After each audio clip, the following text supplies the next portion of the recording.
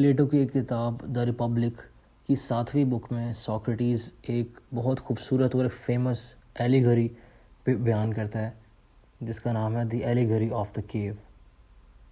अब ये जो लफ्ज़ है एलिगरी, ये आता है लैटिन वर्ड एलेगोरिया से, meaning speaking to imply something else. एक एलिगरी जो होती है वो एक लार्जर पॉइंट को रिप्रेजेंट करती है सोसाइटी में, जो कि ह्यूमन नेचर के बारे में कुछ बताए या सोसाइटी के बारे में कुछ बयान करे एक सिंपल स्टोरी के थ्रू, जिसमें डिफरेंट कैरेक्टर्स जो होते हैं वो रियल लाइफ फिगर्स को रिप्रेजेंट करते हैं। एक एलिगरी एक मेटाफोर से सिमिलर भी होती है, डिफरेंट भी होती है। सिमिलर इस टर्म में होती है कि दोनों एलिगरी और मेटाफोर ये आइडिया इलिस्ट्रेट करते हैं, कोई एक आइडिया इलिस्ट्रेट करते हैं by making comparison to something else. लेकिन एलिगरी मेटाफोर से डिफरेंट इस तरह है कि एलिगरी जो है वो एक कंप्लीट स्टोरी टाइप होती है जिसमें कैरेक्टर्स भी होते हैं, लेकिन मेटाफोर जो होता है वो एक ब्रीफ फिगर ऑफ स्पीच होता है। खैर, ये जो एलिगरी है, allegory of the cave, it is a Socratic dialogue जो कि प्लेटो ने रिकॉर्ड किया था और अपनी किताब जो है द रिपब्लिक, उसकी 7वीं किताब के अंदर ये मेंशन्ड है एलिगरी ऑफ द केव। ये एलिगरी पेश होता है सोक्रेटिस और ग्लाउकॉन के एक डायलॉग होता है उसके बीच में।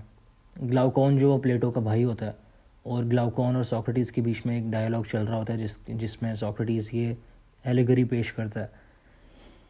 अब होता यूँ है इसके अंदर के एक केव है, ठीक है, उसके अंदर एक ग्रुप ऑफ पीपल हैं, कुछ चंद लोग हैं जो उसी केव के अंदर पैदा हुए, उसी केव के अंदर बड़े हुए। उन्होंने कभी रोशनी नहीं देखी और उन्होंने जो भी देखा वो केव के अंदर ही देखा है। और उनकी जो है उनकी टांगें वगैरह बाउंड की गई हैं, वो चेंड हैं बेसिकली, कि वो ना अपने साइड पे देख सकते हैं ना अपने पीछे देख सकते हैं, लेकिन सिर्फ अपने सामने देख सकते हैं। They can only look straight ahead. उनके पीछे एक आग जल रही है और आग के पीछे एक दीवार है। अब दीवार के ऊपर कुछ स्टैचूज़ वगैरह हैं जो कि एक और ग्रुप ऑफ पीपल मैनिपुलेट कर रहे हैं, जो कि सामने वाले लोगों को नज़र नहीं आ रहे। रिकैप कर लेते हैं। एक केव है, वहाँ पे एक ग्रुप ऑफ पीपल हैं जो कि जिन्होंने सारी ज़िंदगी वहाँ गुजारी है। अब ये जो ग्रुप ऑफ पीपल हैं वो चेंड हैं कि वो अपने साइडों पे भी देख सकते, ना ही अपने पीछे देख सकते हैं, सिर्फ सामने देख सकते हैं। इन लोगों के पीछे एक आग जल रही है और आग के पीछे एक दीवार है। दीवार के टॉप पे कुछ स्टैचूज़ हैं जो कि मैनिपुलेट किए जा रहे हैं एक ग्रुप ऑफ पीपल से। और वो और जो स्टैचूज़ हैं ना, ये फायर की वजह से शेडोज़ बनाते हैं दीवार पे, जो कि सामने वाले ग्रुप ऑफ पीपल के सामने होती है, राइट। तो जो ग्रुप ऑफ पीपल जो चेंड हैं उनको अपने सामने वाली दीवार पे सिर्फ शेडोज़ ही नज़र आ रहे हैं, जो कि ये स्टैचूज़ फायर की वजह से शेडोज़ बन रहे हैं, जो कि मैनिपुलेट कर रहे हैं जो लोग खड़े हैं दीवार के ऊपर। अब ये शेडोज़ जो बन रहे हैं, ये लोग जो चेंड होते हैं वो इनको देखते हैं ये स्टोरीज़ जो बना रहे हैं, जो शेडोज़ मतलब जिस तरह जो भी स्टोरी बयान कर रहे होते हैं वो उनको देखते हैं। और ये जो चेंड लोग हैं ये समझते हैं कि ये जो शेडोज़ हैं यही रियल चीज़ें हैं, बिकॉज उन्होंने पूरी ज़िंदगी शेडो से देखे होते हैं सिर्फ। They believe them to be the most real things in the world. अभी होता है कि इनमें से एक बंदा अनचेन हो जाता है किसी तरह, वो अपनी चेन्स को लूजन कर देता है, चेन्स से फ्री हो जाता है और वो अपने इर्द देखता है। वो सबसे पहले फायर को देखता है और फिर वो स्टैचूज़ को देखता है और उसको समझ लगती है कि अच्छा ये हुआ क्या है मेरे साथ। उसको समझ आती है कि ये जो शेडोज़ हैं वो सिर्फ मेरली एक प्रोडक्ट हैं फायर और स्टैचूज़ का। और ये जो शेडोज़ वो देखता रहा अपनी पूरी ज़िंदगी, वो तो रियल थिंग्स थे ही नहीं, वो तो बेसिकली कॉपीज़ थी रियल थिंग्स की। अब वो समझ आती है कि अब वो समझता है कि स्टैचूज़ और आग जो है, ये स्टैचूज़ और फायर, ये दुनिया में सबसे रियल थिंग्स हैं। पहले वो समझता था कि शेडोज़ सबसे रियल थिंग्स हैं। अब जब उसने आग और स्टैचूज़ को देख लिया तो वो कहता है नहीं, अब आग और स्टैचूज़ जो कि शेडोज़ क्रिएट करते हैं, तो आग और स्टैचूज़ ही दुनिया में सबसे रियल थिंग्स हैं। लेकिन अभी उसको इस चीज़ का अंदाज़ा नहीं होता कि इनसे भी बड़ी एक ग्रेटर रियलिटी है। इस केव से बाहर जो दुनिया है उसको अभी उसका नहीं पता होता। फिर होता ये है कि ये जो प्रिजनर फ्री हो चुका होता है अपनी चेन्स से, वो बेसिकली कुछ करके केव से बाहर निकल जाता है, बाहर की दुनिया में निकल जाता है।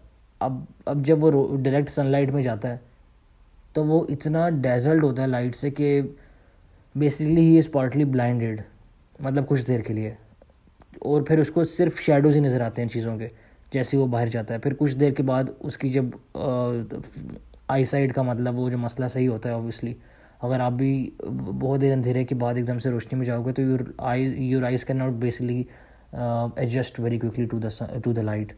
तो वो इसके साथ होता है, पहले वो निकलता है इतनी इतनी उसको ही so dazzled by the light he can only look at shadows, then at reflections, then finally at the real objects.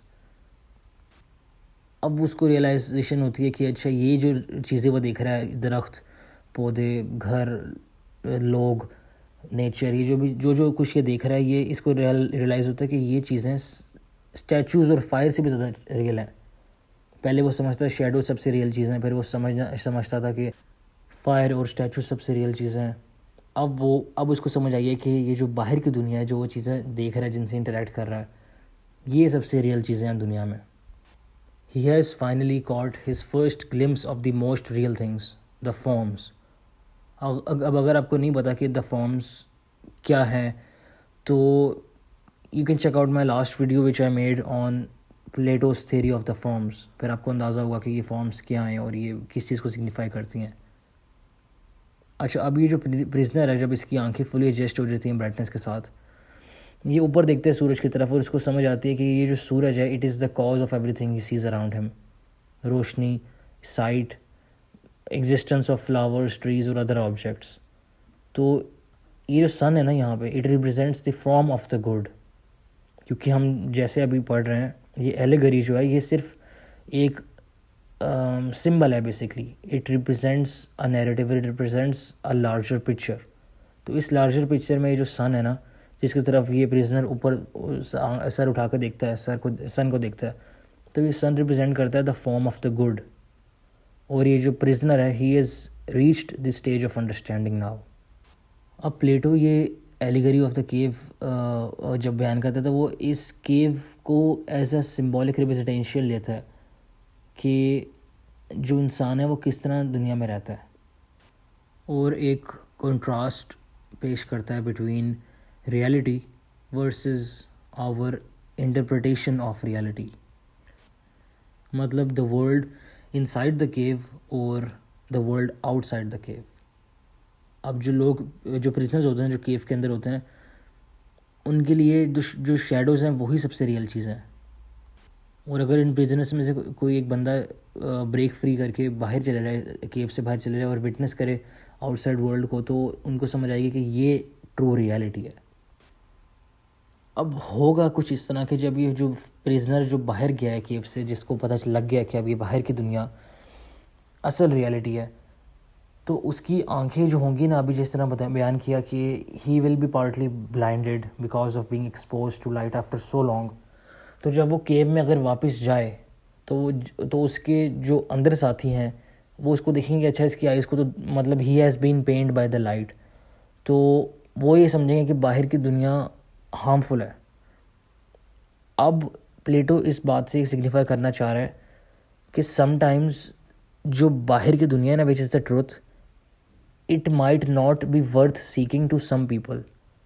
ठीक है, जिन प्रिजनर्स ने कभी रोशनी देखी नहीं केव से बाहर, तो वो यही समझेंगे कि ये रोशनी ख़तरनाक है क्योंकि आपकी आंखों को नुकसान पहुंच जाएगी। I hope you get what I am saying. क्योंकि जो बंदा जो बाहर गया, इवन तो उसको रियलिटी समझ आ गई कि ये चीज़ें सबसे रियल हैं, outside world is the true reality, लेकिन क्योंकि जो लाइट थी उसने इनिशियली उसको पेन दी थी, तो जब वो वापस जाके अंदर बताएगा इस बारे में प्रिजनर्स को जो अंदर ही बांधे हैं, जो कभी बाहर नहीं आए, तो उन प्रिजनर्स के लिए ना ये जो लाइट है, ये जो ट्रूथ है, ये जो सिम्बलाइज्ड ट्रूथ है, it is not worth seeking.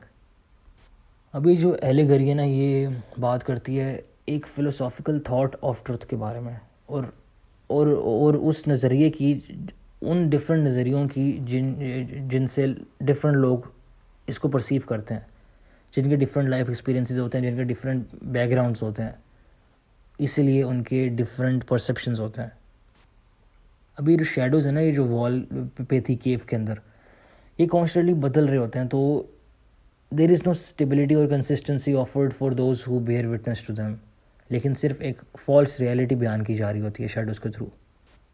Basically ये यूँ है कि जो एलिगरी है ना, ये डेमोन्स्ट्रेट करती है एक कॉन्फ्लिक्ट को बिटवीन नॉलेज एंड बिलीफ, और एक स्टोरी बताती है कि एक इंसान के साथ क्या होता है अगर वो एनलाइटेंड हो जाता है। ठीक है, एक इंसान जिसने ट्रुथ अटेन कर लिया है, और उसके इर्द गिर्द के जो लोग हैं ना, अगर वो अभी एनलाइटेंड नहीं है, अभी वो अगर वो फॉल्स रियलिटी के अंदर रह रहे हैं, तो उस ग्रुप के अंदर ना वो बंदा थोड़ा सा एलियनेट हो जाएगा, क्योंकि सिर्फ उस ग्रुप में सिर्फ वो ही बंदा एनलाइटेंड है। बाकी लोगों की नज़र में ये जो एनलाइटेंड बंदा है, ये out of their league might not be the best expression for this, but basically ये बंदा एनलाइटेंड हो गया, और बाकी लोगों की नज़र में this enlightenment is not worth seeking. और ये जो एलिगरी है, it is an examination on the nature of humanity perhaps and fear of the unknown as well. अब इसकी एक और आप इंटरप्रिटेशन भी ले सकते हो कि ये इफ़ेक्ट्स भी बयान करती है एजुकेशन के एक इंसान की सोल के ऊपर। अब एजुकेशन जो है, it moves the person, it moves the philosopher through the stages on the divided line and ultimately brings him to the form of the good. जो हमने अभी बात की थी कि वो जब सूरज की तरफ देखता है तो उसको समझ आती है, फॉर्म ऑफ द गुड वाली जो बात आ गई थी, which we just talked about. अब द गोल ऑफ एजुकेशन ना, इट इज़ बेसिकली कि एजुकेशन एक इंसान को इस केव से जितना दूर लेके जा सकती है वो लेके जाएगी। Its goal is to drag every man as far out of the cave as possible. और एजुकेशन का एम ये नहीं है कि एक इंसान के सर में, एक इंसान की सोल में, एक इंसान के माइंड में नॉलेज भरी जाओ बस, बट इसका मकसद ये है कि इस इंसान की रूह को राइट डिज़ायर्स की तरफ इंक्लाइन करना। क्योंकि सोक्रेटिस ये एक्सप्लेन करता है कि जो बुरा आदमी है ना, जो विकेड मैन है, उसका दिमाग भी उतना ही शार्प हो सकता है जितना कि फ़िलासफ़र या कोई बड़ा ही वर्चुअस आदमी का हो, बड़ा ही कोई एकम्प्लिश्ड आदमी का दिमाग हो। विकेड आदमी और एक फ़िलासफ़र का दिमाग एक जितना ही शार्प हो सकता है, लेकिन फ़र्क यह है कि उन्होंने उसने उस शार्प माइंड, उस शार्प विज़न को किस चीज़ में यूटिलाइज़ किया, किस डायरेक्शन में उसको लेके गया अपने शार्प विज़न को। अब ये जो बेसिकली होता है कि जो ये रिपब्लिक है ना, द रिपब्लिक जो किताब है प्लेटो की, उसमें सोक्रेटिस एक सिटी इमेजिन करता है, एक जस्ट सिटी। तो उसके अंदर वो ये कहता है कि the goal of the city it is to educate those with the right natures so that they can turn their minds sharply towards the form of the good. और जब वो एनलाइटेंड हो जाते हैं ना, जब उनको ट्रुथ का पता चल जाता है, तो they must return to the cave कभी कभार, पीरियोडिकली, और वहाँ पे रूल करें। They need periodically to turn away from the forms, to return to the shadows, to help other prisoners. दूसरे जो प्रिजनर्स अभी जो बंद हैं केव के अंदर, उनको भी केव से बाहर निकालें, उनको भी एनलाइटेंड करें, उनको भी ट्रुथ का बताएं कि भाई जहाँ तुम रह रहे हो, जो तुम्हारी फॉल्स रियलिटी क्रिएट हुई है, ये असल दुनिया नहीं है, ये रियलिटी नहीं है। तुम बाहर निकल के देखो कि ये असल रियलिटी है। खुद तो एनलाइटेंड हो गए, उसके बाद अंदर जाके रूल भी करना है और लोगों को बाहर भी निकालना है। अभी जो केव है, इसके अंदर कुछ स्टेजेस बयान किए हैं प्लेटो ने, कि आप लोअर स्टेजेस से शुरू होते हो, आप पैदा होते हो उस केव के अंदर, डीप उस केव के अंदर आपकी हाथ पांव बाउंड होते हैं, और सिर्फ एजुकेशन ही वो रास्ता है, वो स्ट्रगल है जिसके थ्रू आप केव से निकल सकते हो। तो बेसिकली ये थी allegory of the cave. There are a lot of interpretations of it, लेकिन जो इंटरप्रिटेशन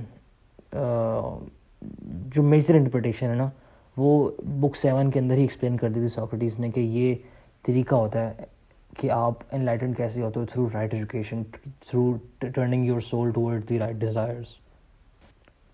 तो या this I talked about this, हमने इस बारे में बात की थी, एलिगरी ऑफ द केव के बारे में हमने बात की थी एक पिछली वीडियो जो हमने बनाई थी बुक 7 के ऊपर, द रिपब्लिक की बुक 7 के ऊपर जो वीडियो हमने बनाई थी, हमने उसमें भी इसी के बारे में बात की थी, एलिगरी ऑफ द केव के बारे में। बट आई थॉट कि मैं इसके ऊपर सेपरेट वीडियो बना दूं, क्योंकि that video was mostly about book 7 और एलिगरी ऑफ द केव एक बहुत बड़ा ह्यूज चंक है बुक 7 का. बट या I just made a separate video on the allegory of the cave.